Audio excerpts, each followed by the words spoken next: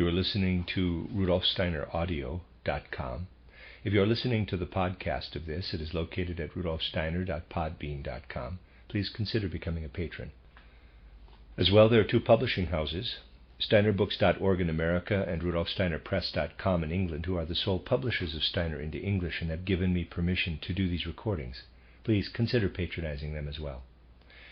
This is a reading of Collected Works, Volume 4 in Steiner's Collected Works.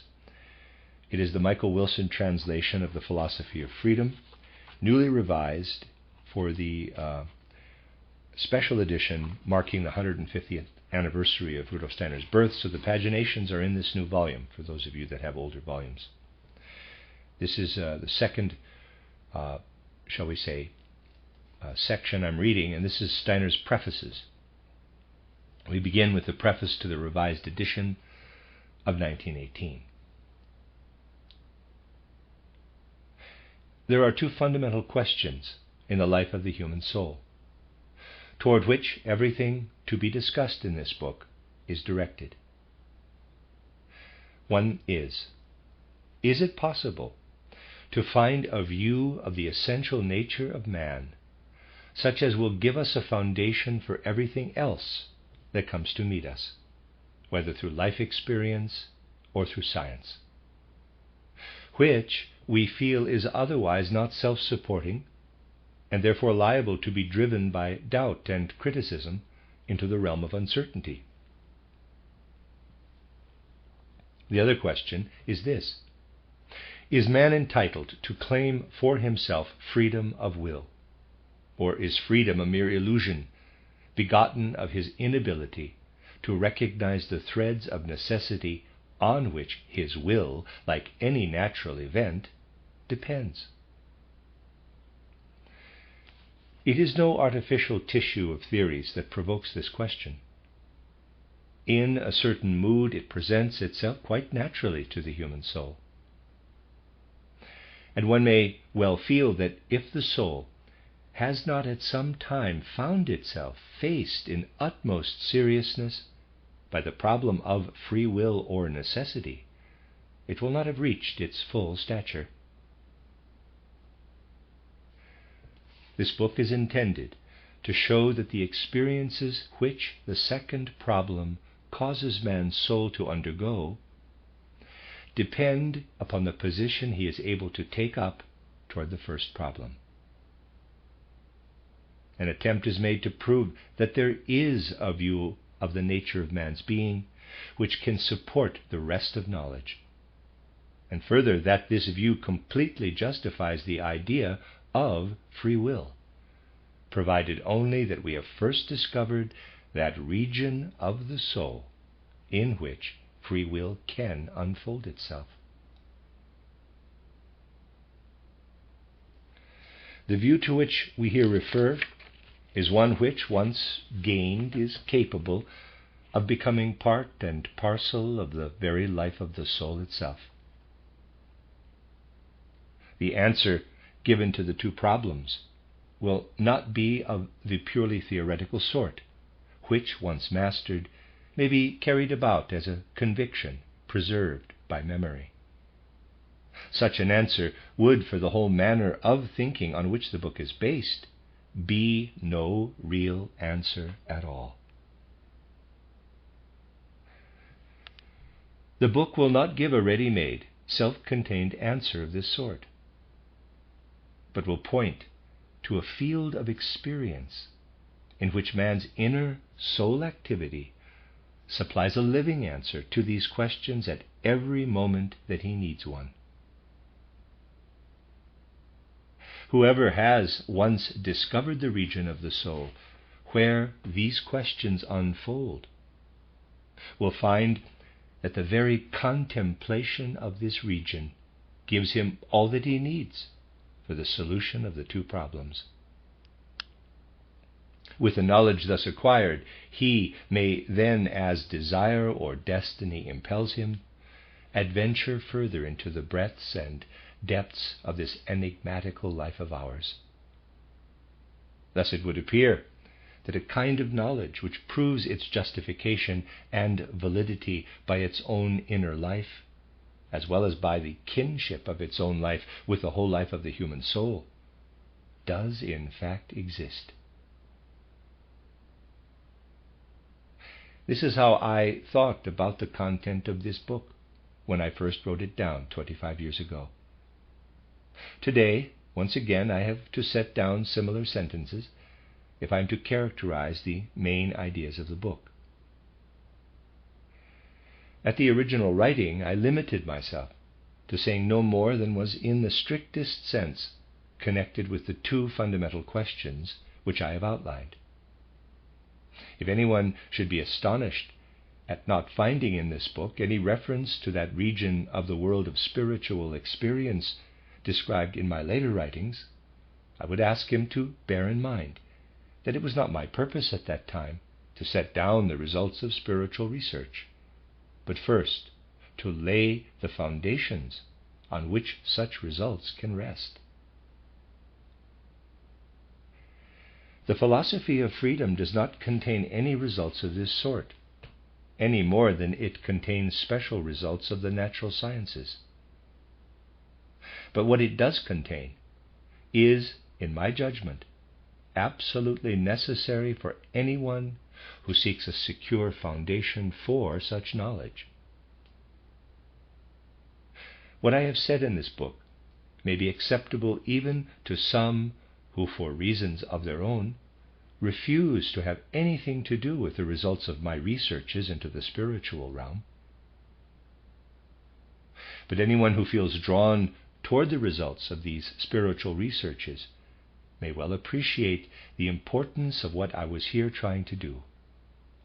It is this: to show that open-minded consideration simply of the two questions I have indicated, which are fundamental for every kind of knowledge, leads to the view that man lives in the midst of a genuine spiritual world. In this book, the attempt is made to show that a knowledge of the spirit realm before entering upon actual spiritual experience is fully justified.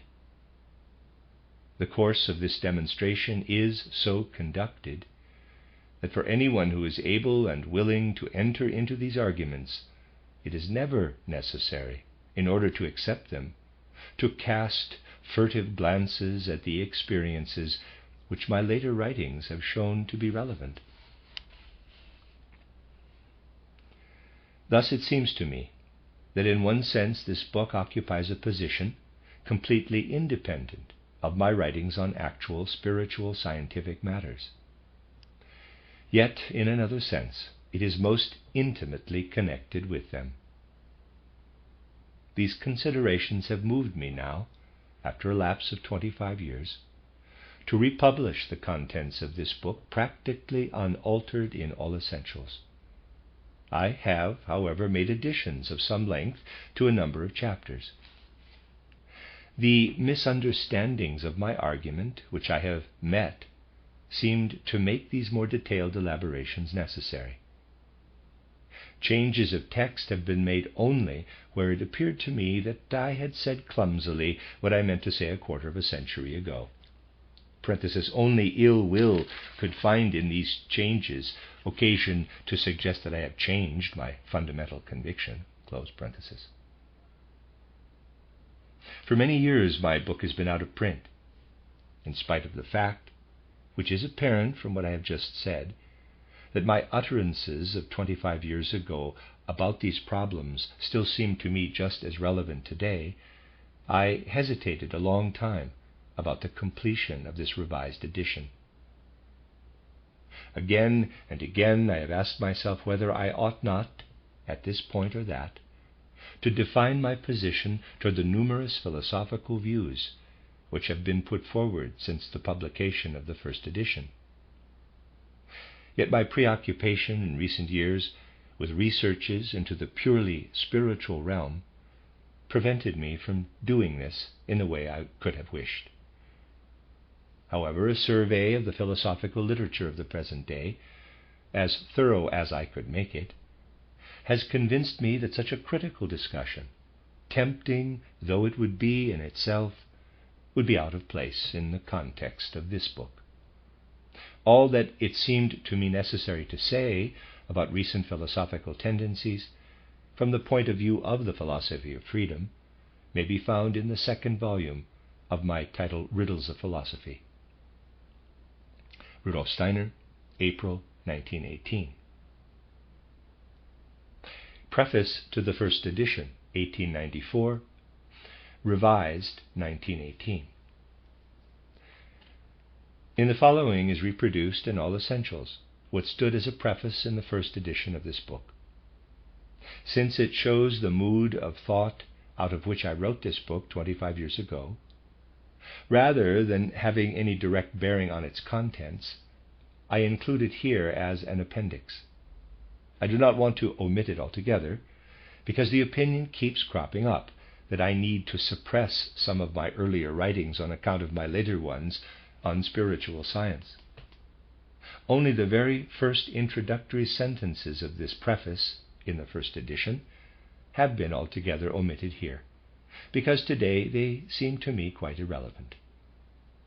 But the rest of what was said seems to me necessary even today, in spite of, indeed just because of, the natural scientific manner of thinking of our contemporaries. Our age can only accept truth from the depths of human nature. Of Schiller's two well-known paths, it is the second that will mostly be chosen at the present time. Quote, "Truth seek we both, thou in the life without thee and around, I in the heart within. By both can truth alike be found.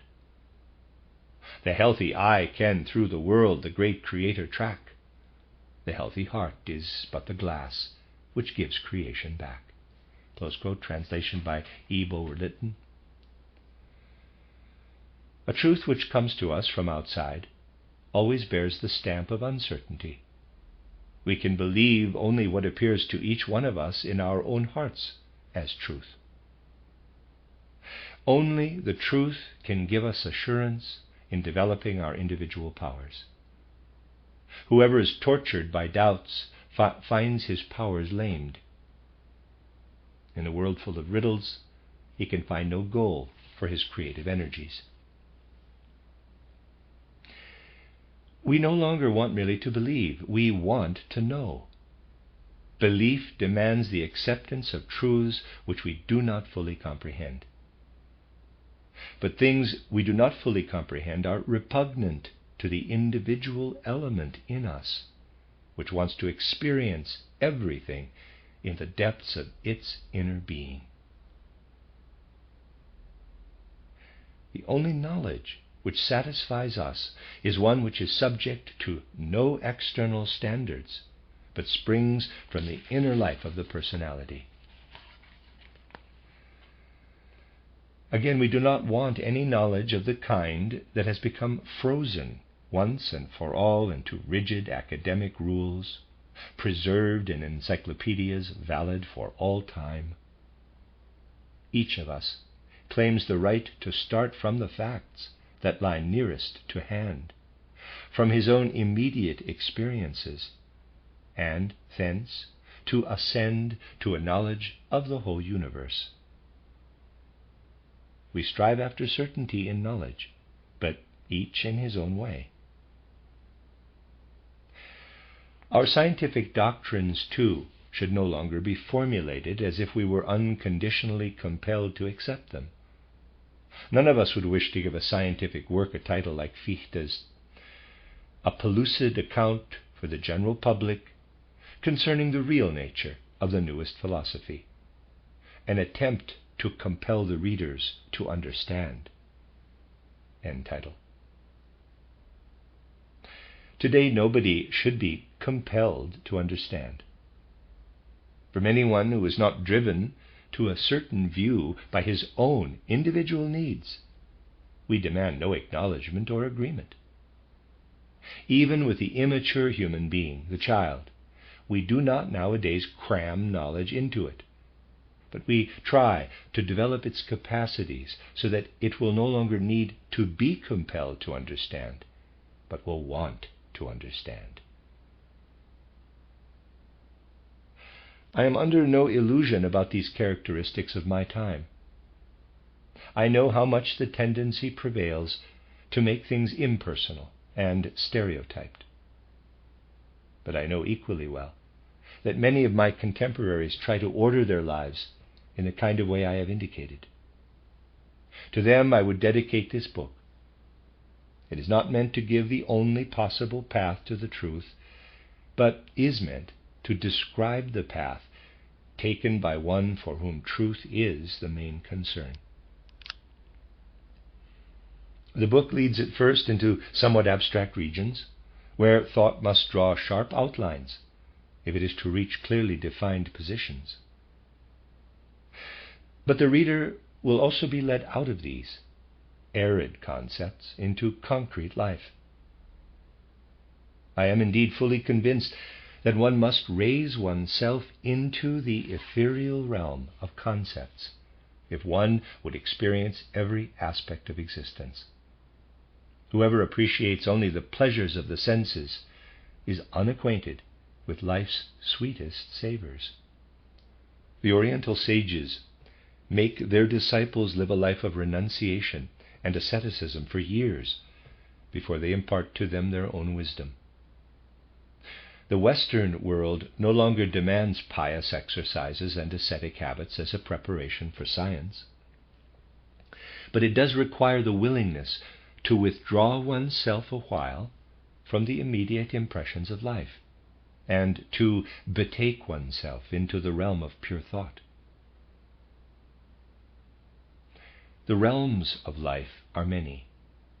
For each one, special sciences develop. But life itself is a unity, and the more deeply the sciences try to penetrate into their separate realms, the more they withdraw themselves from the vision of the world as a living whole. There must be a knowledge which seeks in the separate sciences the elements for leading man back once more to the fullness of life. A scientific specialist seeks through his findings to develop awareness of the world and its workings. In this book, the aim is a philosophical one, that knowledge itself shall become organically alive. The separate sciences are stages on the way to that knowledge we are here trying to achieve. A similar relationship exists in the arts. The composer works on the basis of the theory of composition. This theory is a collection of rules which one has to know in order to compose.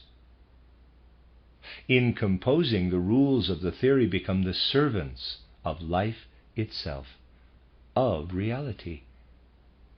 In exactly the same sense, philosophy is an art. All real philosophers have been artists in the realm of concepts. For them, human ideas were their artists' materials, and scientific method their artistic technique. Abstract thinking thus takes on concrete, individual life. The ideas become powerful forces in life. Then we do not merely have knowledge about things, but have made knowledge into a real self-governing organism. Our actual working consciousness has risen beyond a mere passive reception of truths. How philosophy as an art is related to human freedom, what freedom is, and whether we do or can participate in it, this is the main theme of my book. All other scientific discussions are included only because they ultimately throw light on these questions, which are, in my opinion, the most immediate concern of mankind. These pages offer a philosophy of freedom. All science would be nothing but the satisfaction of idle curiosity, did it not strive to raise the value of existence for the personality of man. The sciences attain their true value only by showing the human significance of their results. The ultimate aim of the individual can never be the cultivation of a single faculty, but only the development of all the capacities that slumber within us. Knowledge has value only insofar as it contributes to the all-round development of the whole nature of man. This book, therefore, conceives the relationship between science and life, not in such a way that man must bow down before an idea and devote his powers to its service, but in the sense that he masters the world of ideas in order to use them for his human aims, which transcend those of mere science. One must be able to confront an idea and experience it. Otherwise, one will fall into its bondage. And that is the end of the section on prefaces. We will begin with section 1, Knowledge of Freedom, chapter 1, Conscious Human Action, next.